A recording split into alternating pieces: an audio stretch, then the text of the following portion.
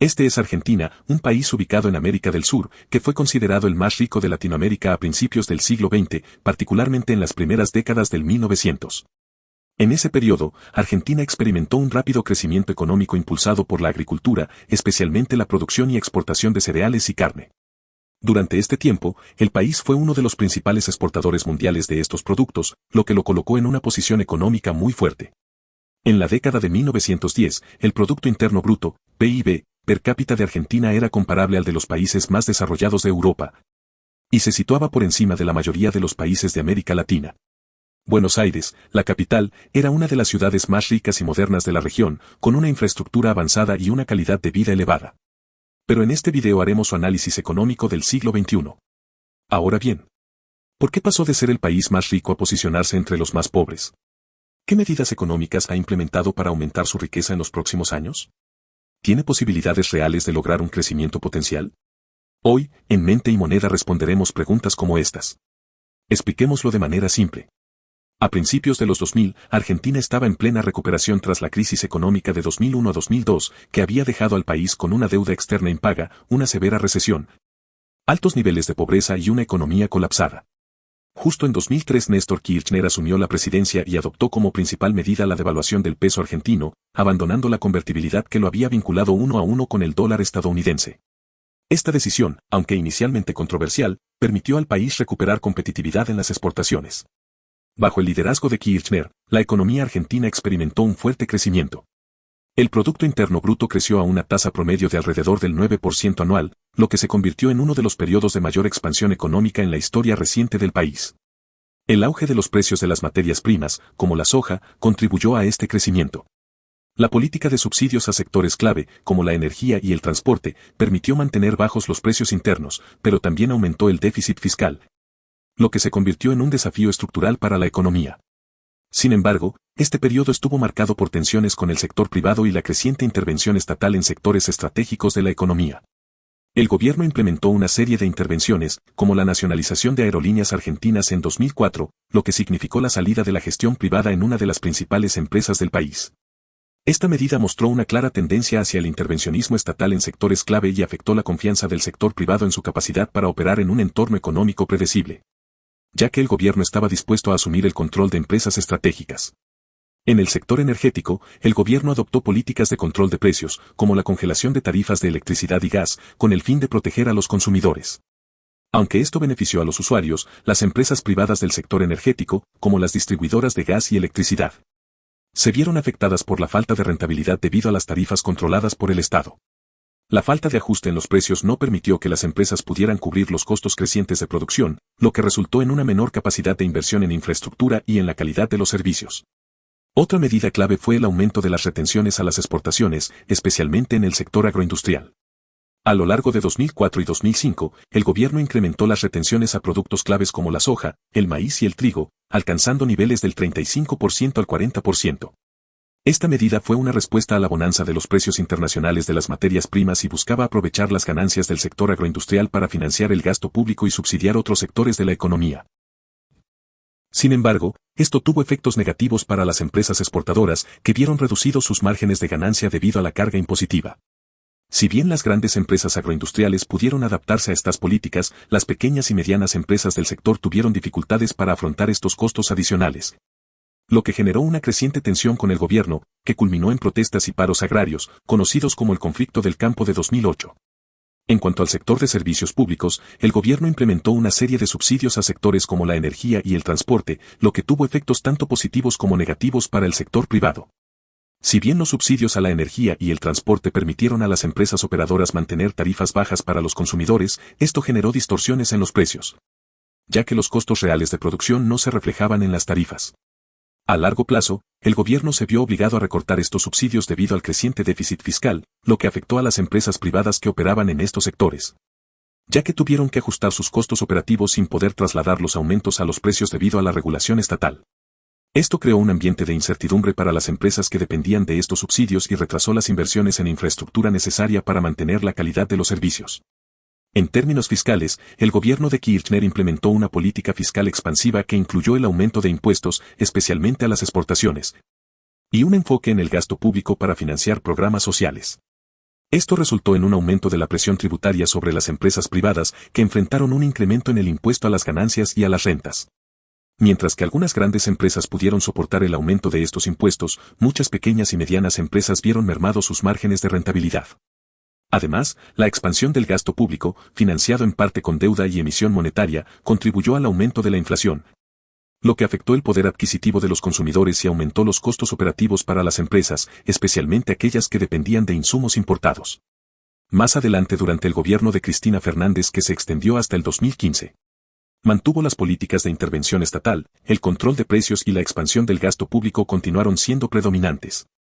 A pesar de que durante los primeros años de su mandato la economía creció, la adopción de medidas como la restricción de importaciones y los controles cambiarios afectaron gravemente la actividad de las empresas privadas, especialmente en los sectores industriales y comerciales. Estas políticas generaron un mercado paralelo de divisas y redujeron el acceso a bienes importados, lo que afectó a las empresas que dependían de insumos y productos extranjeros para su producción. Las restricciones cambiarias y la inflación elevada, que promediaba un 25% anual a finales de la presidencia de Cristina, hicieron que los costos de producción se incrementaran y la competitividad de las empresas se redujera. Por otro lado, el gobierno continuó con la política de subsidios, especialmente en los sectores de energía, transporte y alimentos, para mantener los precios bajos. Si bien estas medidas beneficiaron a los consumidores, sobre todo a las clases bajas y medias, distorsionaron los precios relativos en la economía, lo que dificultó la asignación eficiente de recursos. Las empresas privadas del sector energético, en particular, fueron afectadas por los controles de tarifas y la falta de rentabilidad derivada de los subsidios, lo que desincentivó las inversiones en infraestructura y mantenimiento.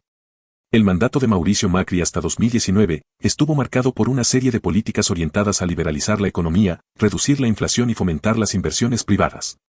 Sin embargo, muchas de estas reformas resultaron en un impacto negativo para la mayoría de la población y agravaron los problemas de pobreza y desigualdad en el país. En un intento por normalizar la economía, el gobierno eliminó los controles cambiarios y desmanteló el cepo al dólar, lo que provocó una devaluación abrupta del peso y un aumento de la inflación, que alcanzó el 47,6% en 2018. Esta devaluación y la inflación galopante incrementaron significativamente los costos de producción para las empresas, especialmente para las que dependían de insumos importados, y redujeron el poder adquisitivo de los consumidores. Además, el gobierno redujo los subsidios a la energía y el transporte, lo que llevó a un incremento de los precios de los servicios básicos y afectó a las familias de ingresos bajos y medios, empujando a más personas a la pobreza. Según el INDEC, la pobreza aumentó del 25,7% en 2017 al 32% en 2019, afectando a más de 14 millones de argentinos. El modelo de apertura y flexibilización que promovió Macri también generó efectos adversos para muchas pequeñas y medianas empresas. La eliminación de aranceles y la apertura comercial incrementaron la competencia externa, lo que afectó negativamente a las industrias locales menos competitivas. Muchas enfrentaron dificultades para mantenerse a flote y algunas se vieron obligadas a cerrar o reducir sus actividades debido a los costos crecientes, la devaluación de la moneda y la alta tasa de interés. A pesar de los esfuerzos por atraer inversiones extranjeras, la incertidumbre económica y el aumento de la deuda externa, que pasó de 146.000 millones de dólares a 318.000 millones durante su mandato, resultaron en un clima desfavorable para el crecimiento privado. Con la llegada de Alberto Fernández para 2019, la situación económica empeoró. Si bien el gobierno implementó medidas de emergencia, como la implementación del control de cambios y la renegociación de la deuda externa, las políticas fiscales expansivas y los controles económicos profundizaron la falta de confianza de los inversores privados y exacerbó la inflación. La pobreza aumentó aún más en los primeros años de su mandato. En 2020, a raíz de la pandemia de COVID-19, la pobreza alcanzó el 42% de la población, afectando especialmente a los sectores más vulnerables y provocando una crisis social que se sumó a la crisis económica.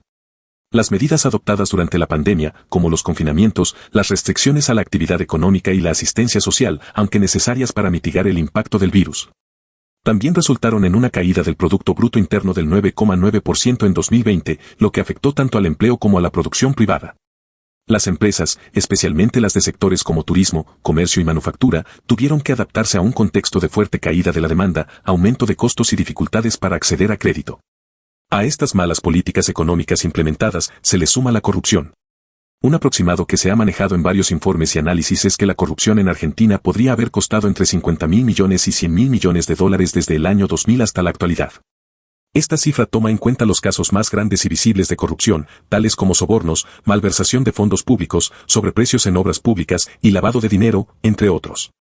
Actualmente Javier Milei, al asumir la presidencia de Argentina el 10 de diciembre del 2023, implementó una serie de medidas económicas diseñadas para estabilizar la economía, reducir la inflación y fomentar el crecimiento a largo plazo. Entre las principales acciones que propuso destacan la dolarización, la eliminación de subsidios, la reforma del Banco Central y una profunda reducción del gasto público. Cada una de estas medidas tiene una justificación económica y busca resolver problemas estructurales de la economía argentina. En primer lugar, la dolarización es una de las propuestas más audaces. Consiste en reemplazar el peso argentino por el dólar estadounidense como moneda oficial. Esto, según Milei, busca eliminar la inflación crónica que ha aquejado al país durante décadas. La teoría detrás de la dolarización es que, al adoptar una moneda más estable y con menor riesgo inflacionario, se fomentará la confianza de los inversores y ciudadanos, eliminando la incertidumbre sobre la estabilidad de la moneda local. En el ámbito económico, esta medida podría resultar en una drástica reducción de la inflación, ya que el dólar tiene una tasa de inflación mucho más baja en comparación con el peso argentino.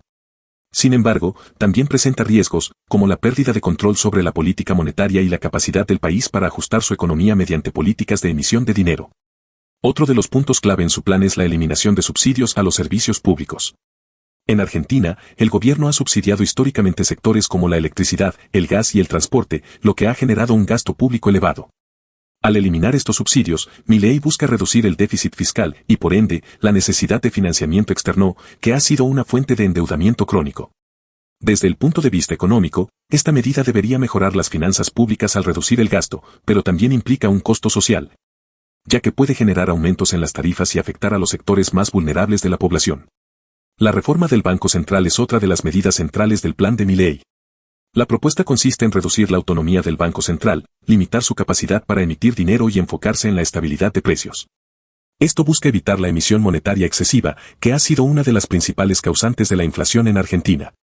Al limitar esta herramienta, el gobierno pretende frenar la expansión de la base monetaria y así controlar la inflación, aunque también corre el riesgo de generar deflación si la oferta monetaria no se ajusta adecuadamente a las necesidades de la economía. Por último, la reducción del gasto público es otra medida fundamental. Esta estrategia busca generar un superávit fiscal, reduciendo los recursos destinados a sectores menos productivos y evitando la necesidad de recurrir a nuevos endeudamientos. A largo plazo, la reducción del déficit fiscal debería fortalecer la estabilidad económica, mejorar la percepción internacional sobre el crédito de Argentina y disminuir la presión sobre la deuda externa. No obstante, esta medida puede generar tensiones sociales y políticas, especialmente si afecta a programas de bienestar social y a sectores vulnerables. En resumen, las medidas que ha propuesto Milei tienen como objetivo principal restablecer la estabilidad económica de Argentina, controlar la inflación y equilibrar las cuentas fiscales. A futuro, si se implementan correctamente y sin generar crisis sociales, estas políticas podrían llevar a una mayor estabilidad macroeconómica, mayor confianza internacional y crecimiento sostenido. Sin embargo, las reformas no están exentas de riesgos, como los efectos adversos sobre el empleo, la pobreza y la equidad social. Si se logra combinar estas medidas económicas con la creación de oportunidades de trabajo bien remunerado para los sectores más débiles de la población, Argentina podría posicionarse en una economía muy competitiva a nivel mundial en años posteriores. Según estadísticas de varios economistas, existe un 93,4% de probabilidades de que Argentina se posicione como un importante competidor en los mercados mundiales, y por ende suba el poder adquisitivo de sus ciudadanos. Por esto es imposible que Argentina vuelva a ser pobre. Y esto es todo por hoy, amigos. Recuerda que si te ha gustado el video, puedes dejar tu me gusta y suscribirte a Mente y Moneda. Hasta el próximo video.